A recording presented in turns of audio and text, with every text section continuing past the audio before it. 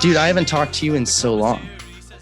It's been last time I saw you was at Norman's Kill. I think you're producing Dancing with the So you Stars. think you can dance? So you think you can dance? Yeah, I was in town for like one night and oh, you know what's crazy? Was it even that? I think maybe it was that. You know, it might have even been a different show because I had so many different shows that pulled me to New York for like a day. And then Yeah, I you would had some fly there. irons. Yeah, I absolutely was in and out. And it was great to see you. That was the first time I think I saw you, maybe since like graduation ish. I'm pretty sure that that makes sense. And I you was were like, I think I was working. like, what? Yeah, I was working at Norman's Kill, old bartending. So, okay. So I want to go back because there's like really, this show tends to be like everything but school. Like I want to talk about before and then I want to talk about after because like at school, who gives a shit, right? Like only the people who are there with us are going to remember that.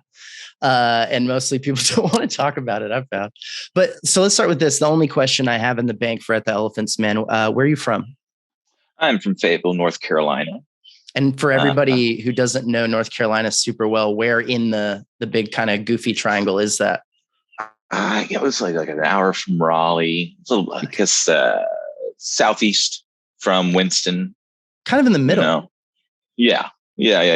So that like middle area between the big cities. Mm-hmm. Fort Bragg, Army base, all that. Are you an Army brat? No, my father is. But everyone just ended up getting stuck there. But my mother and father ended up in the local art scene doing plays and directing and acting. So kind of just stood still. It's not true for a lot of people on this show, especially people. I mean, we're friends, but we're not like super tight. We weren't like the best buddies at school, but I have met your dad and we worked together because we did Beach Week. That's right. Yeah. So I've met Mr. Brocki and he's a lovely fella. How's he doing? He's good. What is he doing right? He's making set pieces for, I forget the college, for a play studio at a college in North Carolina. He just got done Rudolph the Red-Nosed Reindeer. So he's part of a company that they have the rights for the stage play of Rudolph the Red-Nosed Reindeer. It's like puppet driven. Like everyone, like it's pretty cool. It's like Warhorse-esque in the way they move the puppets around and stuff like that. And it's Rudolph. He plays what's that character with the beard? He's hunting the abominable snowman. I don't know like the stage play version of it. I feel like it's probably one of those things. It's like based on a German tale from 1236 or it's exactly like the claymation. It's based off the claymation movie. Yeah. Okay. So it's like it's a fun, goofy play, but they brought him up to Utah and he was there for a month. I love that. Yeah. Has Dad always been Michael, right? Mm-hmm. Michael he's Brocki. Jock now. He's Jock. Jock. I love that. Yes. My dad did that shit too. Yeah. Did your dad go through like the midlife, let me change my name and shit? Pretty much. He's Me too. I didn't see that coming. Yeah. His original name was Remus. And then when he was young, he changed to Michael. And then his middle name was Jock. Then eventually he was like, you know what? I'm Jock now. So his middle name is Jock. Jock. Jock, like a jockey kind of thing. Yeah. Like, so now is he Josh Brocki? He's Josh Brocki. That's a fucking great name. You can't fault that dude for picking that. No. He might have started that earlier. He probably feels that way. I kind of prefer Remus, but Remus is cool. And we kind of went past that. I couldn't get there because there's a bunch. And it also is like, I think in Harry Potter, it's like the name of a werewolf. So it's like you guys, and you have the vibe. You know? I'm into it. For sure. Remus is a very werewolf name. Yeah. And you've got some Howl at the Moon kind of lyrics and style in your music for sure. Werewolves are my favorite monster. So I don't think that's a coincidence, my friend. So wait, so has Pops always been theater guy or did he do something else?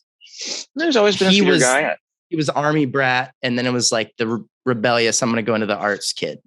I'm guessing, he started when he was, in his teens and kept on. My mother's been a dance teacher and then also into acting as well. So they've all kind of had it at a very young age.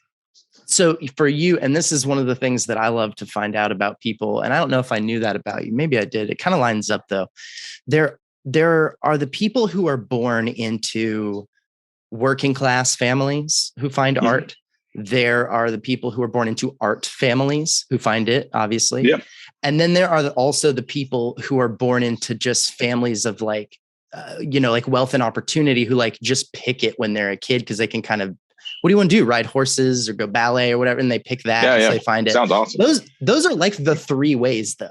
There's really not a lot of other paths to the arts. You're one of those three. And Wiley is one of my closest friends, Wiley Gorn. And he's also like you. He's one of those kids who was like born into the art world, where from a young age, it was like, well, what are mom and dad up to? It's like, well, they're building sets or they're making dance shows and all this kind of stuff. And so were you conscious ever of kind of following that versus the idea of they're too hippy dippy for me, I'm going to go be a lawyer or something more academic or something? I mean, where was the path for you as a kid? Did you just like click with the art shit?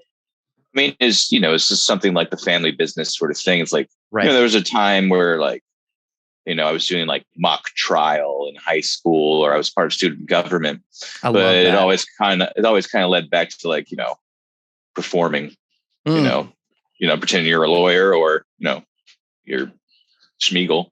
Right. But, it's always been there. And, when it came to like high school, college, it's like, okay, well, I got to get into a college. My grades are shit. What are my talents? And then, I was like, okay, well, here's a way in. So, audition. And you did the high school program. Yeah. Mm-hmm. Mm-hmm. Yeah. And I was in a band, all throughout middle school and high school. And, so it's always on stage. And so this you were was just definitely kind of one of those people who I saw, go. I mean, you have a lot of talents, and I'm not trying to kiss ass. I just mean a lot of, no, I mean this, and I'll be specific, so I don't sound like a total cheeseball. But when we were at school, I got to observe a lot of this, plenty of people. And I say this with all due respect. Jonathan Majors is a great example. He's got a lot of success right now. And while he was at school, I saw that dude acting. Yeah. I didn't see him playing instruments. I didn't see his social skills at parties. I didn't see, there's a bunch of things that all of us were kind of playing around with, and he did combat when it was time, but he wasn't in the combat gym and the lunchtime tutorials. He was acting. It was acting. He would do the other things when it was called upon him, and he usually did pretty good, but he was fucking there to act. You are writing a play in the pickle jar. when no one asks you to do that. You are writing songs all the time. And can I say, I have to give you a little bit of a fictitious award I made up that only you have. Are you ready for this? You're the only guy that I've ever met who can be that guy who gets the guitar out at the party and doesn't ruin the party. Dude, I'll take it. People are asking you all night, get the fucking guitar out. Let's go to the porch. Let's get our cigarettes and jam out to Josh Brocki songs that we're all too drunk to spend time trying to figure out what the hell you're talking about. Yeah. But we want to hear it. And we all get to that point in the night when we're like, it's time to hear Josh's music. And I love that, dude. I think that's a very special thing. It wasn't much playing, Wonderwall. It was more me about singing about finding dead cats or, Yeah. Things dying of malnutrition. Man, that's kind of an interesting thing, I think, especially at an art school when you would think there would be 50 of those guys. And there were a few of people who would do that occasionally, but people were too hip to engage with it. It would get shut down, and that wouldn't be where everyone chilled. And you had to captivate if you were going to bother to play an instrument in front of a bunch of art kids. Yeah. But you did. I think that's a really special thing to be able to do that. And I'm watching you in college wear both of these hats pretty strongly, acting. And then also, of course, you're writing your own plays and stuff, but then also music. When you get out of school, what's the thought about trajectory of each one? Are you trying to do both hardcore? Are you giving up on one? What's up? Well, yeah. So, out of school, I had a manager, but she was in LA. At the choice out of school, it's like, okay, you go to LA or you go to New York. And then I got some auditions for War Horse, and I got callbacks for that. I was like, all right, well, it seems like New York's kind of the place where I should stay. And, going on. Yeah. Heffler. Yeah. We were both there going through it. And I remember, I did pretty well, and I got to, we're green coming from, auditions are the most scariest fucking things in the world. But I remember being there. They flew in the directors from England, and I wasn't expecting this, because they were all like, they're like, okay, you got to see this guy. And then, it's War Horse. So in the audition room, they had this guy who was pretending to be a horse. So it wasn't like it was just a dude going, and so I had to act the scene around this dude acting like a horse, just as a dude. And I just I just lost it. I like froze up. I was like, oh, Chipper, it's okay. It was too hard for you to break through the. Yeah. Also, it's just, also too, just like, you're nervous, and, I feel like I've gone back to auditioning after that too. And like, especially, haven't gone so much into the audition realms anymore, but there's so much more of a confidence to just be like, well, it's okay if I do, if I don't. And the way I'm just approach an audition now is like, I'm just here. This is me. The nerves are out the window, But you can't delete the nerves for a Broadway play right out of college. No. Like, what do you suppose? Like, there's no other universe you can really be in. And I think you're on luck if you get by that at all. Yeah. And so through that, I still was focusing when we first came to New York. We put on Happy's Funeral, which was a play I wrote in college, and actually did really well. It's just like a 3-day run, but it was a packed house. This is like a red nose, like a clown play. Yeah. Yeah. About I loved that, man. I only saw the one at school, but it was really beautiful. Yeah. And so I continued on trying to do a bit of writing. And I found myself in the nightclub world. Right. So you're working at like the Box, right? Mm-hmm, Do I remember that right? Yep. Yeah. How do you end up there, dude? Are you playing shows, or like what? How do you end up working there? My stepbrother was the TD there. So, okay. I was, before that I was little nepotism. Little nepotism. For I love it, baby. We all have to get by. Yeah. And, I was a delivery boy at the time for a cafe, and he was like, hey, we're looking for some stagehands for this show. And I was like, perfect. So there was a time where I was still a delivery boy, having to be up at 7, but I was working the Box till about 4 or 5 a.m. So I'd sleep in Washington Square Park until my shift for delivering. You had an apartment? No. Cause like the club was in the city, and so was the cafe. So like I couldn't go back home. So right. But you had an apartment. Yeah. But you slept in Washington Square Park like a homeless person because you didn't have time. Yeah. It wasn't much sleeping. I'll tell you that. There's a lot of weirdos out there at that time. Oh yeah. Dude, I went to high school on the Upper East Side, and like, that is just where you go after class with people twice a week at least. Like, we all just take the train down, and we're hanging out with all these weirdos. Mm-hmm. And it's, that's a fun place to spend a few wee hours of the morning. And so, working with the Box was, my job at the time was called stairs, and I had to guard the stairs and clean the floor. And, the Box is sort of like Moulin Rouge XXX. Right. Like people paying thousands of dollars for a table to be peed on. Sure. It's very avant-garde, dream come true for some theater. It was really, it was really cool medium to see how people made their art through this sort of from grotesque to sexual way. And I actually got my first paying New York acting gig from it. I was working with this trans woman named Rosewood. And she's this big, beefy woman with a giant penis. And most of our Rosewood is a very good name. Yeah. She's amazing. But she's like a punk rock bastion. She's been around the drag houses from when they used to be formed back in the day. But she's like, Josh, I know you're an actor. I really love what you're doing. And would you like to act with me? And so our first piece we did together was this Victorian piece where she plays this woman who's going crazy, and I'm butt naked, tied to a chair with a top hat on. I have these little cuts all over me, and she's just cutting into me, and eventually she stabs my penis and takes the blood, and then inserts her fist inside of herself. And from there on, I was kind of this guy who did these wild numbers with this woman. Usually it's me being a guy who gets killed or my head cut off or a bed set on fire. Yeah, I was kind of like the straight stunt man for her acts. That is, I really don't want you to take this in the wrong way, Joshua. I really hope you take it as a compliment. That is exactly what the fuck I thought you would do when you left school. Yeah. That to me is like the same as when I hear other people be like, and then I really got this combat gig and it was my life. And I realized, thank you, Dale, for all the combat stuff. And I'm supposed to be a combat person. I found it. I don't know that that's how you felt in that moment. But when I hear you tell me that story, I'm like, he needed to play with that fire 100%. Yeah. I mean, I was automatically gravitated to it. I was like, this is great. Yes. You're a weird dude. You're a weird dude. And I say that with so much love. Because it goes all over the place, dude. There are people that we went to school with, or maybe even people before you. I was there forever, that I met, and they're so weird. And I was like, I don't get it.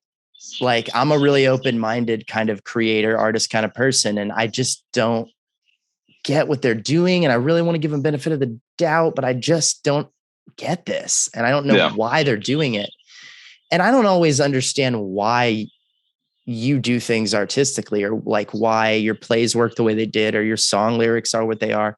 I don't always understand it, but the weirdness is engaging and intriguing to me. I don't maybe always need to understand it. And sometimes it's just about a feeling, and that's the kind of art shit you want to feel. Yeah. You want to just let it hit you and walk away with whatever it is. But there's nothing, and maybe other people feel differently about you. I have no idea, but there's never been anything off-putting about your weirdness or your odd take on things or your perspective. It's inviting. It's very inviting and warm. There's a brightness in art, and then there's the shadows, and both are artistic, and both have meaning and darkness and light behind them. And I think, when you see a sort of seedier side of life, you might automatically think it's perverse or something, but really it's just like, it's another form of, we all think crazy and wild thoughts. Some people put it on stage, and which is very intriguing to me, like not to be scared of doing that. And that's what really gravitated me, seeing these acts, these forms of sexuality and grotesqueness be out there and people really engaging with it, loving it. I think it's really cool. It is really cool. Do you think that the growing up as an arts person in an arts family, like kind of propelled you into thinking deeper into that stuff? I mean, do you think if you had grown up like more conservative or something, you'd be less into this? Well, I mean, you see so many musicals in, Oklahoma and, exactly. Things that's what I mean. Yeah. You're kind of over it when it comes to conventional. Yeah, exactly. A Crest commercial, right. Yeah. I want to see a little bit more. I want to see the cavities, Do you, metaphor. Well, I want to open my mouth too wide. There's also that element, not only in the world of theater and stuff like that, but also in comedy. And I've always found you to be a pretty funny guy, while half the time that you've really made me laugh, maybe not always meaning to, because I'm so fascinated by how your brain works. Do you find that working with that medium is still fun for you? Because I know you did Happy's Funeral. That was definitely had a lot of comedy in it. It was a very dark comedy, but it was very funny. Are you still doing stuff that's comedy related while working on the music, which of course I'm going to get to? Yeah. I'm right now, I haven't done too much acting, but I do. My sister produces a show. She does Shakespeare. She turns like popular music, let's say pop punk, into a Shakespearean play. So cool. We did Midsummer Night's Dream as a musical, but all the songs were like,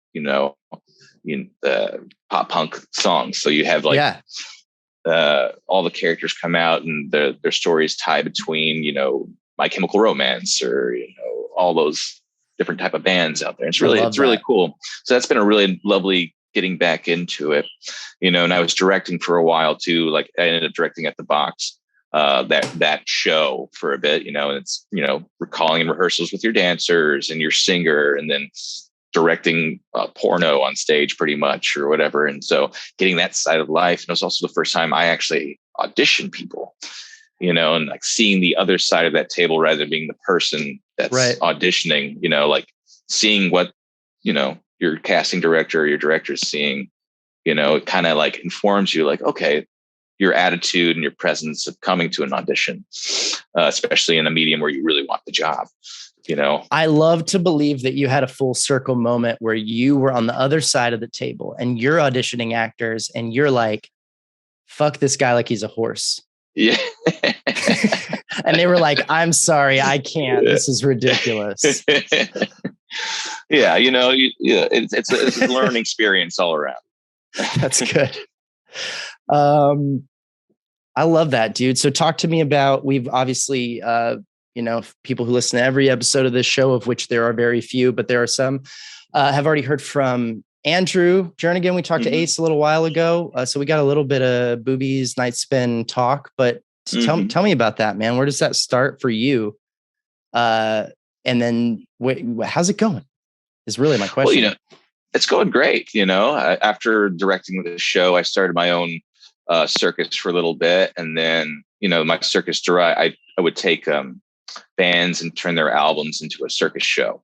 And so it's just story driven theater, like each song, so upper left stance would be a character in their album, or a fire breather, or swallow, or, all the different sorts. And then, seeing these bands, I was like, I really do miss being in a band. So then started up what used to be called the Boobies, and now Night Spins. And it's been going well. I mean, we're about 7-8 years in now as a band, and we're finally building traction.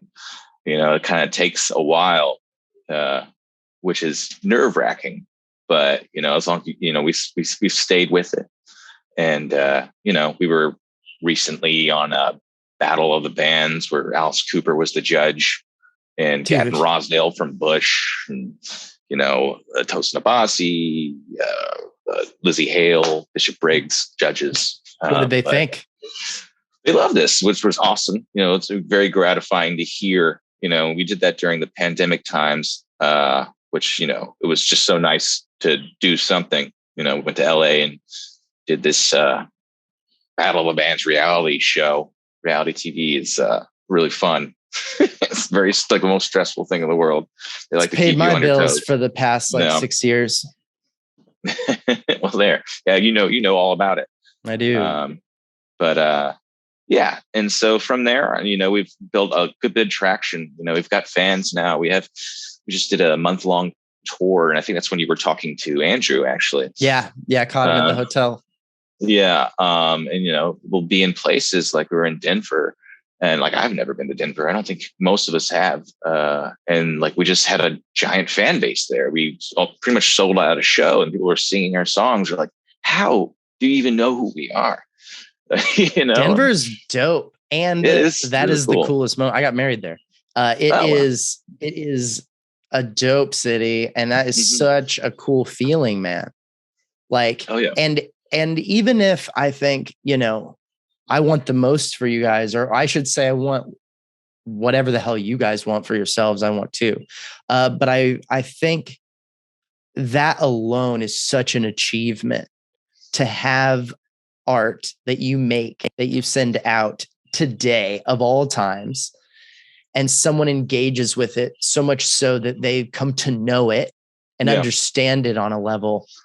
And then even if you never went and played a show that they got to come to, there's this huge community that you're building of people who appreciate what you do. One of my favorite quotes from Gerald Friedman, rest his soul, that's always stuck to me was, I remember, he said, you either join the table or you make your own.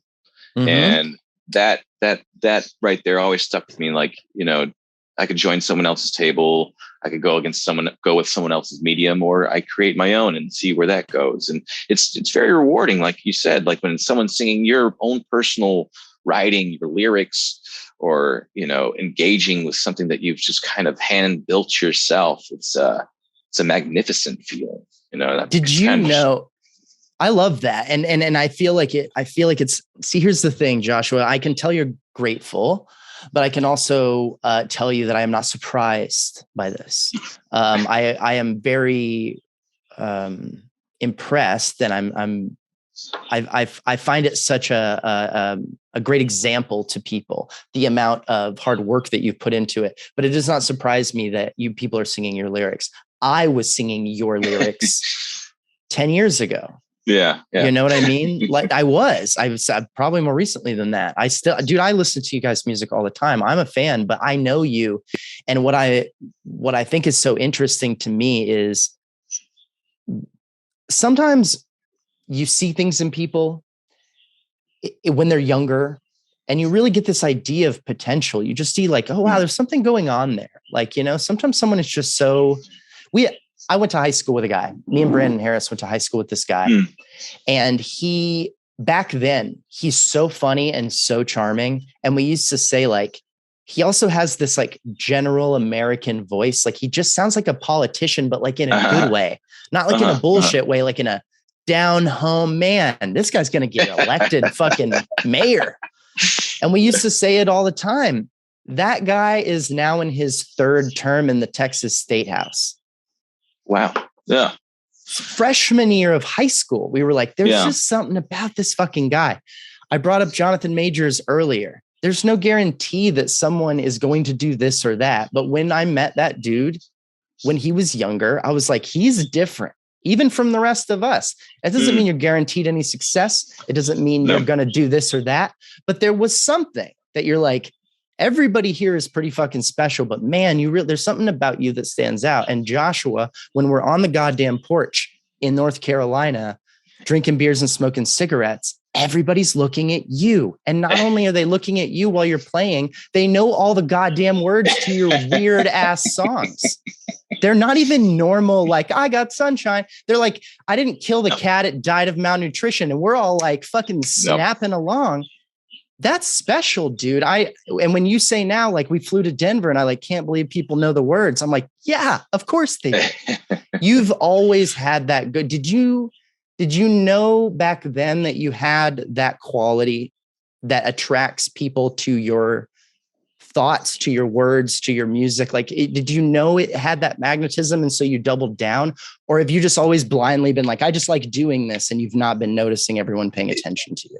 I think I've always had an enthusiasm when it comes to writing. Before I was even in bands, I was doing stand-up poetry as a kid and going to poetry nights and just, watching some really cool people. I don't even remember their names, but I remember the feelings I would get from their words. And it's the same thing. Like, if you believe in what you're saying and whatever story it has, or heartbreak or happiness, and you give that enthusiasm, people will react, and they'll see the honesty, see the truth, and they'll feel it. And that's always just been that dragon I chase. That's the best feeling ever, is to kind of relate on such a personal way. And I think that's once I tasted that, I never let it go. And so everything I do, everything I sing, everything I write, I wanted it to be drenched in that connection. Do you feel that connection when you are acting? Yeah, it's especially now that I'm older and able to realize the words that I'm saying might be written by someone else, but they are my words. Like I am the filter that filters out these words. Like it's gonna be diluted to what is part of me. And so that's why if someone's saying the same line, two different actors saying the same line, it's gonna be different. It's gonna have those little intentions and inflections that the one might not have. And that's what's so beautiful about, plays and reading poetry out loud, It's like a fun contradiction, right? Because especially when you're acting, they're like, okay, I want you to go over here to this place that you've never been. I want you to wear these clothes that are not yours. I want you to speak like this other person. I want you to think like this other person. And then I want you to say another person's words, but you got to own it. And you're like, okay, God, none of it's mine, but okay. Yeah. And they're like, I feel like you're not really getting a hold of the whole thing. And you're like, it's going to take me some time to pretend like I own all this shit that doesn't belong to me. Well, I think the best way of like really putting that in your body is, I mean, we even taught it at NCSA is through singing. Like when you're singing standards, you know, we're touching standards. Like they're like, what is it? Strange Fruit, or well, that wasn't one of the standards really saying, but you know, these old classics, and you have so many renditions of it, and then you can just put one on after the other, and it's just a whole new landscape.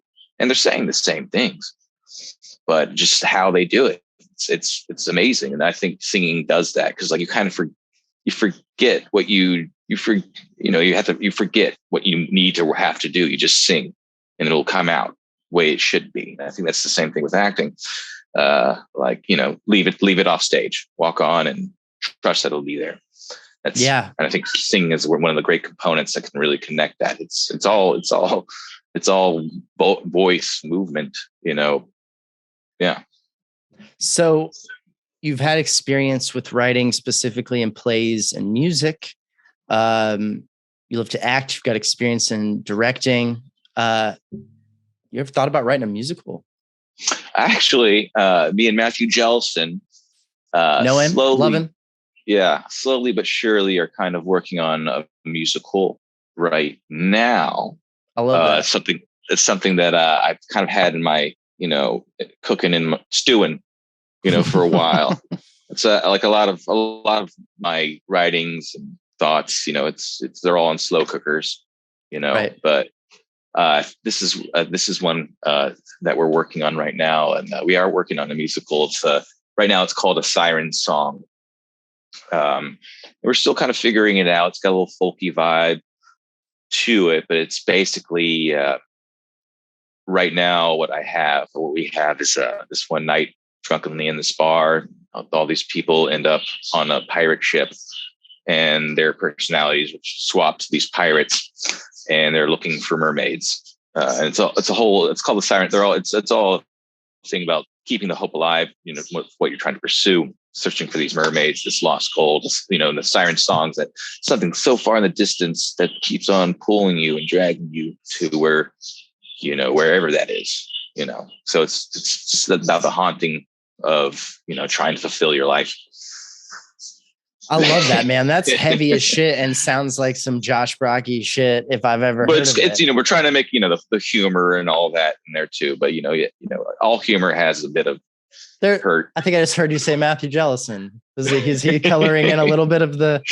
Yeah, he's helped me out a good bit just to keep, you know, my mind straight, and you know, he's got such a great sense of dialogue. He's a great writer. Yeah.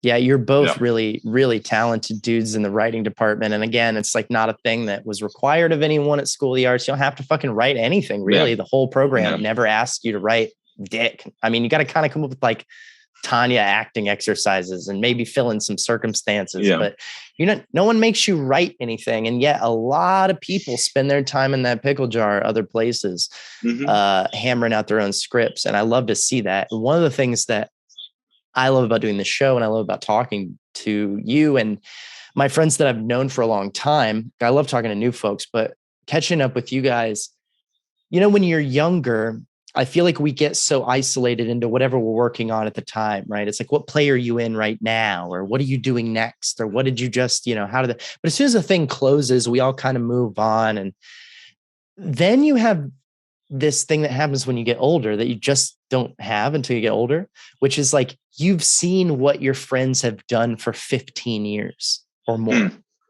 And you're like, maybe not every single production, but like the big things, you know, it's like, I think about Ace, for example, and my head is like automatically going to be like Simpletons, Boobies, Night Spins, the things I've seen, I'm thinking of him playing drums. I'm thinking of him playing piano. I'm thinking of him in these different things, and to see like how things change. And the same thing for you, man. It's wonderful to see. It's cool to see, man. And I love that you're kind of keeping up with all of it. It sounds like you like wearing all the hats. You don't really want to take any of them off for too long. Yeah. I think now, in retrospective, like at first it's like, oh no, you got to focus on this one thing. You got to be good at this one thing. But I don't think it's true, as you get older, if you want to be, for me at least, to become a more well-rounded person is just to kind of fall in love with everything and follow when something's speaking to you, do it. Maybe that's just ADD. I don't know. But no, you're totally right, man. I think you're totally right. I know I got into the stand-up world a few years ago, and doing comedy with people, I can tell you that it's like, there are the people who just go fucking do stand-up all the time, and they try to give me stand-up gigs. And they just want to be a stand-up comedian. They just want to be a professional touring stand-up comedian. And then you have the other people who are doing stand-up, but they're also acting auditions. They're also writing their own pilot. And those people often don't take off like a fucking rocket ship that often. But those people end up creating fucking series in their late 30s. And they end up being, Michael Schur, and like people who are like, I'm building the Titanic over here. Bad example, maybe. I'm building a large ship. I'm not just trying to get out on a jet ski and go as fast as I can. I think both are valid, but it's two totally different approaches to the art. Yeah. I think what is the quote? A master of all, what is it? The jack of all trades, but master of none. But it's continued. That's not the whole thing. Right. It's jack of all trades, master of none, but often better than master of one. Yes. So, which is like, I never heard that completion of that. It's always been the beginning. And it's like, right. Oh, well, you put the, leaving out like something pretty important there. Yeah. But what's fun about that phrase is it takes you on a little ride because it changes twice. Because you start with jack of all trades and you're like, oh, that sounds like a good thing. And you're like, but master of none. You're like, oh, sad. You're like, blah, blah, blah, blah, but better than none. You're like, oh, so we're back to fucking, it's a good thing. Yeah. I mean, I think, life is built up with so many events, and I feel like, being that jack of all trades, because like, sure, this one event happens and it's not there, but we have so many chances. There's so many things that can happen that you will be that master. You never know, it's not everything will happen at once. You'll always find your favorite thing trying the most things. Yeah. I think that's 100% true. And I think also too, as like an artist fully too, when like often when I'm trying to write a song or, just do something, like if I'm just so focused on this song and I keep on, all right, it has to go this way, it has to go that way, but everything just comes out stale. I was like, all right, when I start working on something different or a different song or a different medium, I'll just have an idea for what should be in that song. It's because I'm not focused on it anymore, but it's still living inside of me. It's not going to not live inside of me. Like there's so many worries of like, if I don't focus on this, I'll lose it. And, you won't lose it. It's going to be in touch. Yeah. As long as you just keep it there, just trust. Also, I think is important is, so what if you lose it, get another one, is a great attitude to have about art making. That's really hard to learn that lesson. And again, I had to bring it back to my area, which is comedy. So what if someone steals my joke? So what if I forget this joke? So what if I will write more. I'll fucking write 10 and they'll be better than that one. Fuck that one. Yeah. It's like, I am a joke writer. And if my whole attitude about being funny or comedy or whatever hinges on one joke, then I'm not fucking that funny. And the same thing's got to be true with music. Right. A genius, there's more, a genius is pretty much I've done some reading about just like the idea of creativity and the idea of having a genius. A genius is something that just knocks on everyone's door. And it's until the right person says, okay, I'll open and let it in. Otherwise it'll go on to someone else. But the thing is, there's always that salesman coming along and be like, hey, what do you think about this idea? Huh? It does this, it does that. Do you want to do it? And you're like, well, maybe I'll think about it. Get your card. Or you'll be like, yes, come right on in, sir. Right. or ma'am, you know, or yeah, of course, whomever it might be that day. Mormon, I don't know. Yeah, of course. Well, and in that case, you know, you're about to start a whole musical, so who knows if there's time. But I feel like you have exactly the right attitude. I mean, maybe it's not a right attitude, but to me, it feels right to me, which is that there is a very deep hunger in you and curiosity for the world that seems to only get brighter as I've known you. I mean, I've only seen you once in like 10 years and we didn't really get into it. You were slinging drinks. It sounds like the same curious 22-year-old that I knew is the same. You're the same fucking guy to the same extent. You still want to know so much about the world. You still want to feel all of the things that you're worried maybe other people are afraid of, or you're worried that people are afraid to go up and pet that dog in the face. And you're like, fucking what? My hand will heal. We'll figure it out. Yeah. Like that, dude, that's a fearlessness that not everybody who creates has. And I think that's part of what makes you who you are as an artist. I mean it. But does that occur to you very often? Do you feel a sense of fearlessness in your work, or does it just feel like it's something you do? I think I'm always afraid. It's not a fearlessness. It's just let's say you're afraid. Well, I could still be afraid, or I can just jump over this thing, or, you know, jump into this oblivion. Maybe it will be better than what it is right now. Right. There's always fear, but there's also, you can either fear now or fear what's ahead of you, or you can see what is ahead of you and maybe have a respite of, you know, happiness or a little bit of joy or some new feeling or idea. And, you know, I think fear is a wonderful mechanism to live and move forward from. It sounds like it inflates your sense of hope. Like having a fear is what gives you something to look over the horizon. Like, well, shit, let's go check that out. Yeah. I can see that for sure. I think what you're describing, again, I sound like such a kiss ass. I think you're fine. Let me be honest. You're whatever. But I think what you're describing is bravery. You know, when you're facing fear and you choose to leap anyway, that's kind of what it is. And, man, you know, I have plenty of people on whose art I don't know as well. It's one of the reasons why I think I'm complimentary towards you as opposed to just asking more questions, because there are plenty of people I talk to on this show who I simply don't know that well. But I was really at school with you at about the same time, and I saw so much of what you made and things you were in, and we made some stuff together. And it is so cool to see your overall journey, man. I can't wait to check in with you again in a while and see where everything is. I want to see that fucking musical so bad. I don't care if it takes like fucking 15 years, Schenectady style. I just want to see it. Yeah, we're working on it. You know, it's exciting. You know, scary and exciting. Tell Jelly we got to get him on the show. I love Matt. I will actually. And I don't think he's done this yet. I don't think so either. So I know he'd be ecstatic to do it. Please. He's delightful and I miss him very much. I've got to run, bud, but thank you so much for doing this. I mean, I appreciate you having me on here too. Also, I have to plug something. Oh, please do. The Night Spins is releasing our EP in May. Hell yes. So be on the look for that. So it's new songs. We got it's gonna be fun. It's called Woohoo. And what number EP is this for you guys? This is, I mean, it's been a while, you know, COVID kind of did a number on all of us. But this will be, we've released a few singles before this, but this is like our first EP since, you know, I guess 21. So got it. Yeah. That's awesome, man. Well, I love you guys churning it out. We all love it. Man. Me and everybody in Denver. Well, I appreciate you. Absolutely, Josh. Thanks, dude. Thank you. Have a good one.